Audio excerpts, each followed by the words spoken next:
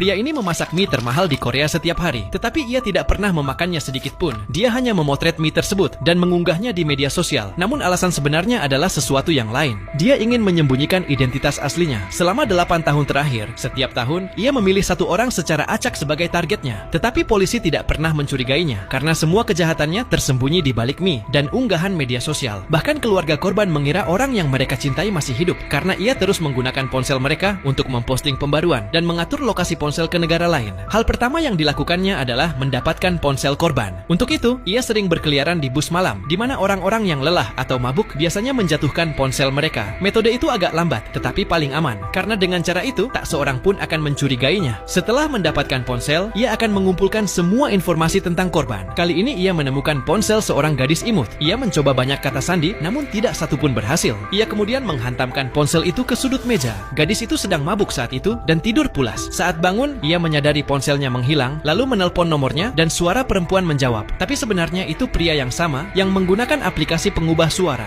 dan mengatakan bahwa ia menemukan ponsel itu di bus, tapi ponselnya sudah rusak. Kemudian ia memberi alamat toko reparasi ponsel dan menyuruh gadis itu untuk mengambil ponselnya di sana. Gadis itu tidak curiga sedikit pun. Ia pergi ke alamat yang diberikan. Itu adalah bangunan tua terbengkalai yang hampir tak ada orang yang datang. Saat masuk ke toko, ia melihat ponselnya dan layarnya memang rusak. Penjaga toko yang sebenarnya pria yang sama memberinya sebuah formulir. Ia harus mengisi semua detail di dalamnya. Yang paling penting adalah kata sandi ponsel. Gadis itu ingin ponselnya cepat diperbaiki, jadi tanpa pikir panjang, ia mengisi formulir tersebut. Sekarang pria itu memiliki semua informasinya. Ia mengganti kamera ponsel, memasang layar baru, membuka kunci ponsel dengan kata sandi, dan diam-diam memasang sebuah virus di dalamnya. Sekarang setiap data gadis itu akan langsung terkirim padanya. Sebelum pergi, gadis itu bahkan berterima kasih. Ia tidak mengetahui bahwa sekarang setiap tindakan, setiap panggilan, setiap pesan, bahkan arah kamera ponselnya sedang dipantau. Dalam beberapa hari, pria itu tahu semua tentang kehidupannya, dari kebiasaan, percakapan, bahkan rahasia yang tak ia sadari sedang direkam dari ponselnya. Di malam hari saat gadis itu tidur, pria itu mengendalikan ponselnya dari jarak jauh. Ia memeriksa semua pesan dan aplikasinya. Setelah mengumpulkan semua informasi, pria itu mulai merencanakan langkah berikutnya.